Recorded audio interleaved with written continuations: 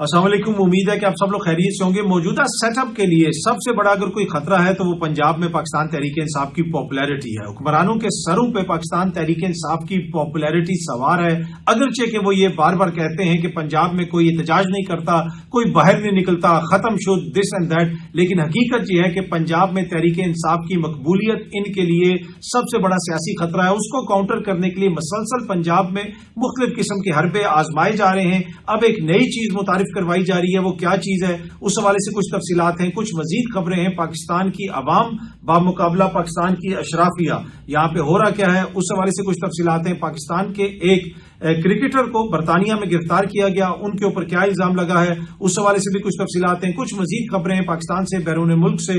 कोशिश होगी कि आज के इस व्लॉग के अंदर वो भी आपके साथ शेयर की जाए। लेकिन सबसे पहली चीज जो मैं आपसे शेयर करना चाहता हूं, मलिक रियाज साहब की जायदाद को पाकिस्तान में इस वक्त नीलाम किया जा रहा है। मीडिया उसको रिपोर्ट भी कर रहा है, लेकिन माजी में बहुत सारे लोग इन मराहिल से गुजरे हैं। जब भी आप जेरे एताब होते हैं, इस किस्म के हालात का आपको सामना करना पड़ता है। ये सामने आप खबर देख सकते हैं, तोशाखाना रेफरेंस नवाज शरीफ की जायदाद नीलाम करने का हुक्म। जी हाँ जी, ये खबर है 2021 की। इससे पहले अगर आप पीछे चले जाएं, ये बीबीसी की खबर देख लें आप, ये खबर है 2012 की। शरीफ खानदान जायदाद की वापसी का हुक्म।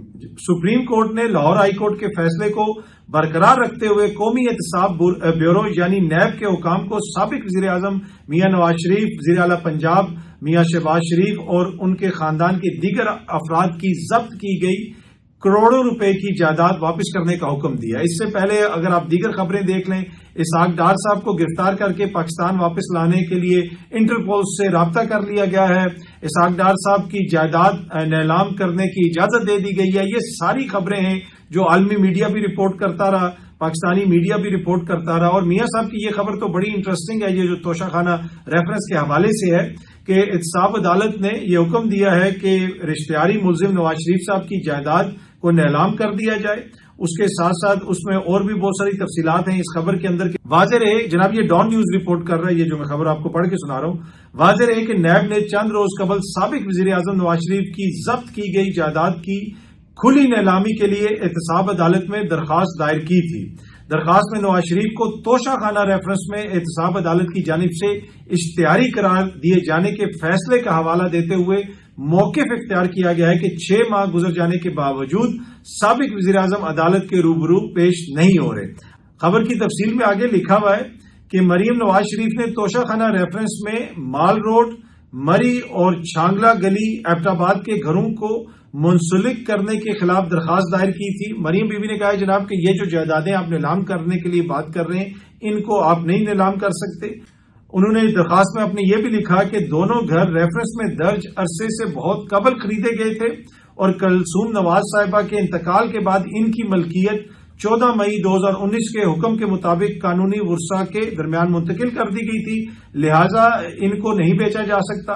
अब ये जो सारा केस था इसका भी जिक्र है। तोशाखाना रेफरेंस के मुताबिक नवाज शरीफ और साबिक सदर आसिफ अली जरदारी ने तोशाखाना से सिर्फ 15% रकम अदा करके लग्जरी गाड़ियां ली थी। नैब ने इल्जाम लगाया कि साबिक वजीर आजम यूसुफ रजा गिलानी ने बददियानती से और गैर कानूनी तौर पर तोहफे देने की ज़वाबत में नरमी करके आसिफ जरदारी और नवाज शरीफ को गाड़ियों की अलॉटमेंट में सहूलत फराम की थी। इस्लामाबाद की एहतसाब अदालत नंबर 3 ने गुज़िश्ता साल मई में रेफरेंस में अदालत की कार्रवाई का हिस्सा न बनने पर नवाज शरीफ साहब के नाकाबिले जमानत गिरफ्तारी के वारंट भी जारी किए थे। तो बताने का मकसद ये है कि यहाँ पे मुख्तलिफ अदवार में लोग इस सारे पीरियड से गुजर चुके हैं और इनकी एक दफा मुशर्रफ दौर में भी जायदादें जब्त हुई थी, फिर बाद में 2012 में सुप्रीम कोर्ट ने वो सारी जायदादें इनको वापस कर दी थी और ये सिलसिला पाकिस्तान के अंदर चलता रहता है। आजकल मलिक रियाज साहब जेरे अताब हैं, उसके ऊपर काफी लोग एक्साइटेड हैं। उस वक्त जब मियां साहब के साथ ये हो रहा था उस वक्त भी बहुत सारे लोग एक्साइटेड थे। तो कहने का मकसद ये है कि पाकिस्तान के निजाम के अंदर बहुत सारे लोग इस चक्की से गुजरते रहते हैं और आगे जाके चीजें फिर तब्दील भी हो जाती हैं। अच्छा, एक तरफ आप देखते हैं कि पाकिस्तान की आवाम की इस वक्त क्या सूरत हाल है। चीनी मिल नहीं रही है, बिजली महंगी है, गैस की जो सूरत हाल है, कहा जाता है कि जो उसकी कीमतों में इतने 100% इजाफा हो गया गुज़िश्ता चंद सालों के दौरान। दूसरी जानिब जो हुक्मरान शराफिया है उनके अपने ही मसाइल हैं। ये सामने आप खबर देख सकते हैं, पंजाब हुकूमत जनाब गाड़ियां खरीद रही है, वीआईपी गाड़ियां खरीद रही है, बुलेट प्रूफ 4 गाड़ियां, और इन 4 गाड़ियों के ऊपर 80 करोड़ रुपया तकरीबन लगेगा। जी हाँ जी, 80 करोड़ रुपया 4 गाड़ियों के ऊपर।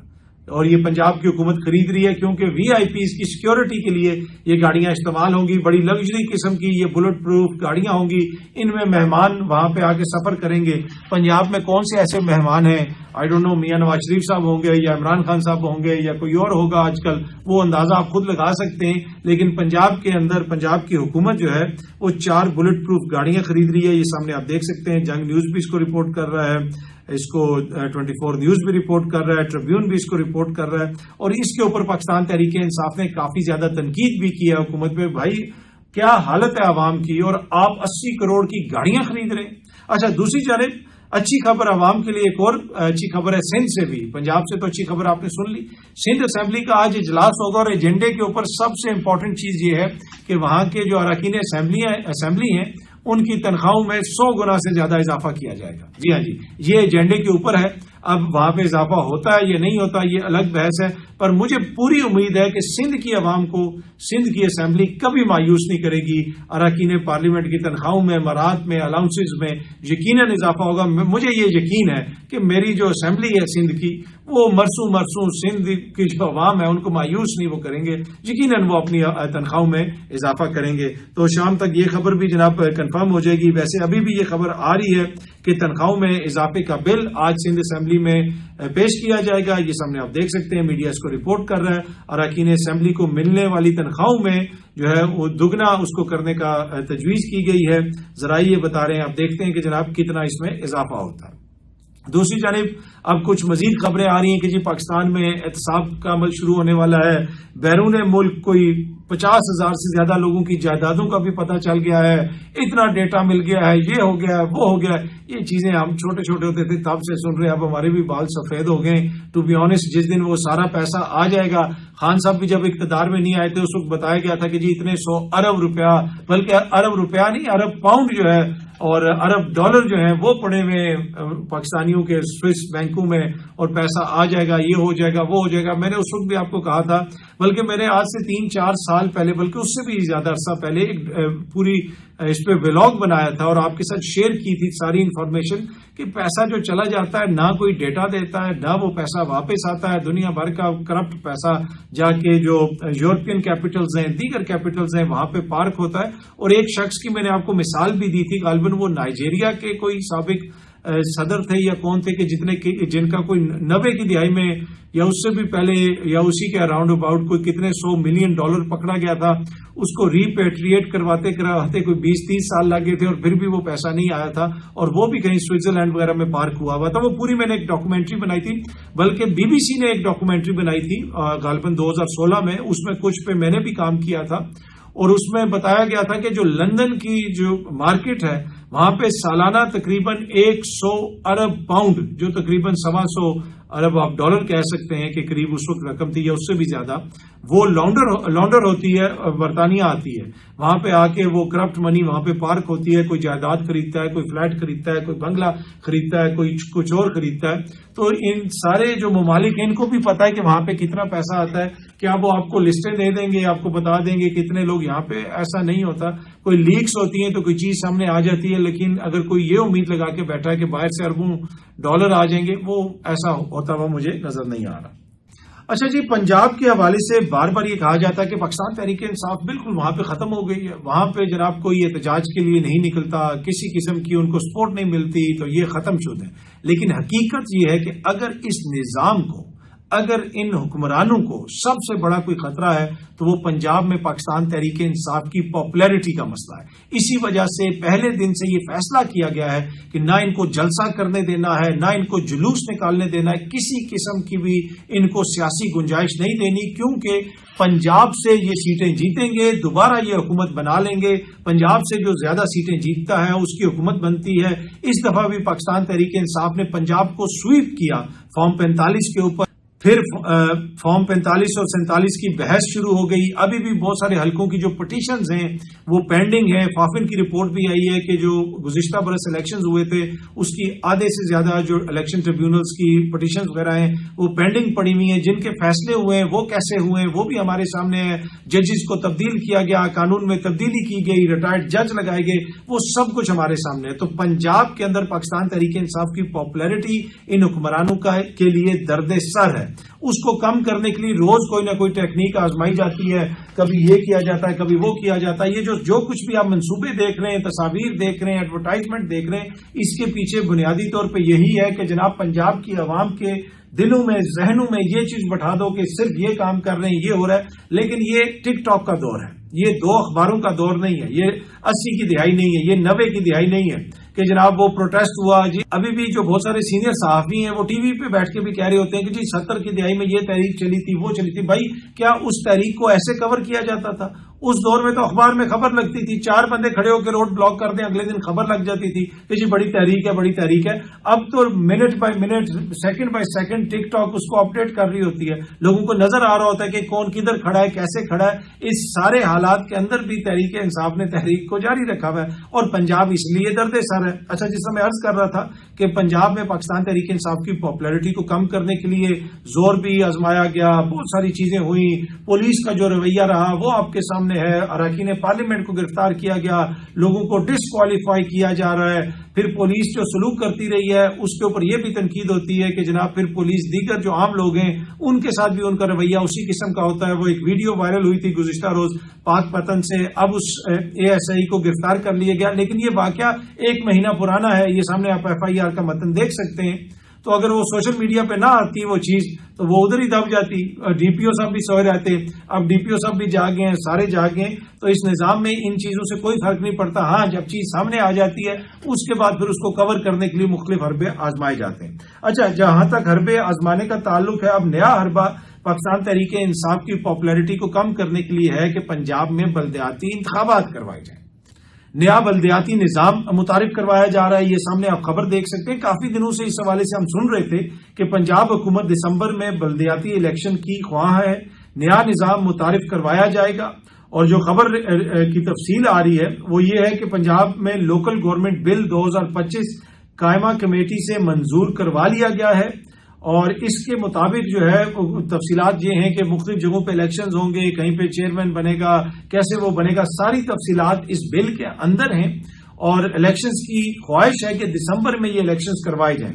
اب جو تفصیلات آ رہی ہیں, جو ایکسپریس نیوز رپورٹ کر رہا ہے, حکومتی ذرائع کا کہنا ہے حکومت پنجاب میں اسی سال دسمبر میں بلدیاتی انتخابات کروانے کی خواہش مند ہے. بل کے تحت پنجاب میں نیا بلدیاتی نظام متعارف کروایا جائے گا. نئی حلقہ بندیاں کی جائیں گی جن میں ڈسٹرکٹ انتظامیہ الیکشن کمیشن کو مدد فراہم کرے گی. ڈسٹرکٹ انتظامیہ کی مدد سے نئی حلقہ بندیاں بنیں گی اور الیکشن کمیشن کی مدد کی جائے گی. چیئرمین قائمہ کمیٹی کے مطابق یونین کونسل میں سے وارڈ سسٹم ختم, ایک یونین کونسل سے 9 ممبر منتخب ہوں گے. منتخب ہونے والے ممبرز کو 1 ماہ میں سیاسی جماعت میں شامل ہونا ہوگا. وہ پہلے منتخب ہو جائیں گے, اس کے بعد آپ اس کو کسی بھی سیاسی جماعت میں شامل کر لیں. آئی ڈونٹ نو یہ جماعتی الیکشنز ہوں گے یا غیر جماعتی الیکشنز ہوں گے, اس حوالے سے تو اس میں خبر میں چیز کلیئر نہیں ہے. میں نے 1-2 لوگوں سے بھی پوچھا ہے, انہوں نے کہا جی کہ ہم بھی اس حوالے سے کلیئر نہیں ہے. لیکن جو یہ خبر کی جو تفصیل ہے اس میں یہ ہے کہ جی جو منتخب لوگ ہوں گے, منتخب ہونے والے ممبر کو جو ہے بعد میں 1 ماہ کے اندر ایک سیاسی جماعت میں شامل ہونا ہوگا. تو ووٹ کسی اور کو پڑ جائیں گے بعد میں شامل, وہ بشاک PTI میں ہو جائے. ہو سکتا ہے ووٹ تو سارے نون لیگ کو پڑ جائیں اور بعد میں بندوں کو شامل کروا لیا جائے PTI کے اندر. آپ کو یاد ہوگا کہ یہ جو میئر کا الیکشن ہوا تھا, کراچی کے میئر کا الیکشن, اس میں کون جیتا تھا, کس کو زیادہ ووٹ پڑے تھے. بعد میں کوئی ادھر UC ناظم تو چیئرمین ادھر ادھر وہ ہو گئے تھے, سارے ووٹ اوپر نیچے ہو گئے تھے. وہاں پہ جو بنتا تو ناظم بنتا تھا تحریک انصاف کا اور جماعت اسلامی کا مل کے, لیکن بن گیا وہاں پہ پیپلز پارٹی کا ناظم. تو اب یہ جو بلدیاتی نظام ہے اگر آپ اس کو پڑھیں, اس کے اندر ایک تو تبدیلی بھی کی جائے گی اور پھر جس قسم کا اس کا ابھی تک خاکہ رپورٹ ہو رہا ہے اس سے تو واضح طور پہ لگ رہا ہے کہ نون لیگ کی نیچے تک جو پاپولیرٹی ہے اس کو ریوائیو کرنا ہے اور نیچے تک جو ہے لوگوں کو جتوانا ہے اور نیچے تک پاپولیرٹی کو اٹھا کے اوپر لے کے آنا ہے. پہلے یہ کہتے تھے کہ شاید اس معاملے میں ڈیلے ہو جائے, بلدیاتی نظام جو ہے اس کو آگے نہ لے کے چلا جائے, یعنی اس کے الیکشن نہ کروائے جائیں, لیکن ان کو بھی اس چیز کا احساس ہو گیا ہے کہ نیچے لیول پہ تو ہمارے پاس تو کخ بھی نہیں ہے. حقیقت یہ ہے کہ پنجاب میں تو ہم بری طرح پٹ رہے ہیں. جب بھی فری اینڈ فیئر الیکشن ہوں گے, بڑے الیکشن ہوں گے, نچلی سطح پہ عوام نے ہمیں ووٹ نہیں دینا, تو اسی وجہ سے اب یہ بلدیاتی انتخابات کروانا چاہتے ہیں. وہاں پہ لوگوں کو منتخب ہوں گے, وہ دیگر جماعتوں میں شامل ہوں گے, لوگوں کو مراد دی جائیں گی اور ایک طرح سے لوگوں کو قائل کرنے کی کوشش کی جائے گی کہ جناب پاکستان تحریک انصاف آپ کے مسائل کا حل نہیں ہے, آپ دوسری طرف دیکھیں. لیکن کیا یہ اس میں کامیاب ہو جائیں گے؟ ٹو بی آنےسٹ میں نہیں سمجھتا. تو اگر آپ اس بل کی تفصیل پڑھیں تو ممبرز ایک ماہ میں کسی سیاسی جماعت میں اس میں شامل ہونا ہوگا. جو 9 منتخب ہونے والے ممبر ہیں وہ اپنا چیئرمین اور وائس چیئرمین خود چنیں گے, یعنی 9 بندوں کے اوپر جو 9 بندے منتخب ہوں گے وہ اپنا چیئرمین اور وائس چیئرمین خود چنیں گے, اور 9 منتخب ہونے والے ممبرز ریزرو سیٹوں کے ممبرز بھی چنیں گے, یعنی پھر وہ ریزرو سیٹیں چنیں گے. اب جو 9 بندے منتخب ہوئے ہیں وہ کس سیاسی جماعت میں جاتے ہیں, اسی حوالے سے پھر وہ جو ہے وہ ریزرو سیٹیں بھی وہ چنیں گے. اور اس میں اور بھی کچھ شکیں وغیرہ ہیں جن کے اوپر بحث ہو سکتی ہے, لیکن کہنے کا مقصد یہ ہے کہ اس کو متعارف اس لیے کروایا جا رہا ہے کہ پنجاب میں جو زور ہے پاکستان تحریک انصاف کا وہ ٹوٹ نہیں رہا. جلسے کی اجازت نہیں ہے, تمام طرف فسطائیت ہے, جو کچھ بھی ہے مختلف الزام لگتے رہتے ہیں, مبینہ طور پہ یہ ہو رہا ہے, وہ ہو رہا ہے, وہ سب کچھ ہمارے سامنے ہے. اس کے باوجود پاکستان تحریک انصاف کی پاپولیرٹی وہیں کی وہیں کھڑی ہے, اور وہ ایک بہت بڑا درد سر ہے موجودہ سسٹم کے لیے. پاکستان کے ایک کرکٹر کو گرفتار کیا گیا ہے جناب برطانیہ میں, حیدر علی صاحب کو. یہ سامنے آپ دیکھ سکتے ہیں, میڈیا رپورٹ کر رہا ہے. Pakistani batsman Haider Ali under investigation by UK police, ان کو گرفتار کیا گیا ہے. یہ رائٹرز بھی رپورٹ کر رہا ہے, یہ ایسوسیٹڈ پریس AP, یہ دنیا کے 2 معتبر نیوز ادارے ہیں, دونوں اس کو رپورٹ کر رہے ہیں. خبر کی اگر تفصیل دیکھیں تو وہ بھی میں آپ کو بتاتا ہوں. PCB نے بھی اس حوالے سے کنفرم کیا ہے, ٹویٹ بھی کی ہے کہ پاکستان کا ایک کھلاڑی پکڑا گیا ہے, اس کو برطانیہ کی پولیس نے کرمنل انویسٹیگیشن اس کے خلاف ہو رہی ہے اور اس کو فی الحال جو ہے معطل کر دیا گیا ہے فار دا ٹائم بینگ. اگر آپ AP کی خبر کی تفصیل پڑھیں یا رائٹرز کی خبر کی تفصیل پڑھیں تو اس کے مطابق گریٹر مانچسٹر پولیس نے ان کو بتایا ہے کہ ایک 24 سالہ شخص کو گرفتار کیا گیا ہے, اور اس کے اوپر جو الزام ہے وہ ایک خاتون کے ساتھ زیادتی کا الزام ہے. اور AP بھی یہی رپورٹ کر رہا ہے کہ جو گریٹر مانچسٹر پولیس ہے اس نے یہی بتایا ہے. اور AP کی جو خبر ہے اس کے اندر لکھا گیا ہے کہ it's alleged that incident occurred on Wednesday 23rd of July, 23 جولائی 2025 کو یہ واقعہ ہوا مانچسٹر میں. اور مانچسٹر کی جو پولیس ہے اس نے ایسوسیٹڈ پریس کو یہ بتایا ہے کہ اس آدمی کو گرفتار کیا گیا تھا, اب اس کو ضمانت پہ چھوڑا گیا ہے, اور اس حوالے سے فردر جو ہے تحقیقات ابھی ہو رہی ہیں.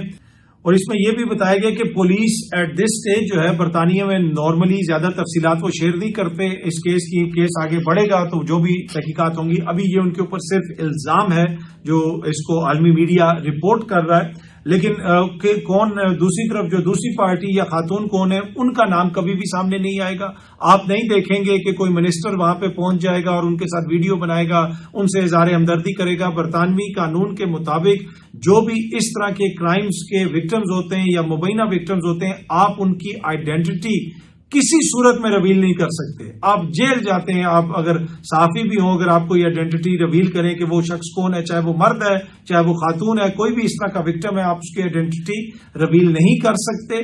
بلکہ آپ ایسا بھی نہیں کر سکتے کہ جناب کے جگسو آئیڈینٹیفیکیشن ہو جائے کہ جناب وہ جو متاثرہ خاتون کے چاچا سے گفتگو یا متاثرہ خاتون کے گھر گئے کہ بھائی جگسو آئیڈینٹیفیکیشن اس کو کہتے ہیں کہ آپ نے گھر کا گیٹ دیکھ لیا, اس کا کوئی رشتہ دار دیکھ لیا, کوئی گاڑی دیکھ لی, کوئی علاقہ دیکھ لیا, اس سے آپ پتہ چلا لیں گے کہ بھائی یہ تو فلانے علاقے کا کیس ہے, فلانے کا گھر ہے, فلانے کا چاچا ہے. تو آپ ایسے بھی کوئی کلوز نہیں دے سکتے اپنی رپورٹ کے اندر جرنلزم میں برطانیہ میں جس سے اس کی آئیڈینٹی ریویل ہونے کا خدشہ ہو. اگر آپ ایسے کریں گے تو پھر آپ سن لائٹ کے انڈر نہیں رہ سکتے, پھر آپ کو جیل جانا پڑے گا. تو دوسری جو بھی خاتون ہیں اس کے جو ہیں جنہوں نے یہ الزام لگایا ان کی آئیڈینٹی تب تک سامنے نہیں آئے گی جب تک وہ خود اس کو اپنے اس رائٹ کو ویو آف نہ کر دیں کہ بھائی مجھے کوئی ایشو نہیں ہے، آپ رپورٹ کر سکتے ہیں. تو یہ ابھی ایک انیشل سٹیجز پہ الزام لگا ہے، برطانوی میڈیا اس کو رپورٹ کر رہا ہے، عالمی میڈیا اس کو رپورٹ کر رہا ہے. ابھی تحقیقات آگے چلیں گی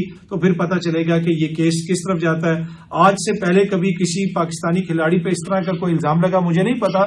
دنیا بھر میں ویسے اسپورٹس مین وغیرہ پہ، دیگر سیلیبریٹیز پہ اس طرح کے الزام لگتے رہتے ہیں. سم ٹائم وہ الزام سچے ہوتے ہیں، سم ٹائم وہ الزام جھوٹے ہوتے ہیں.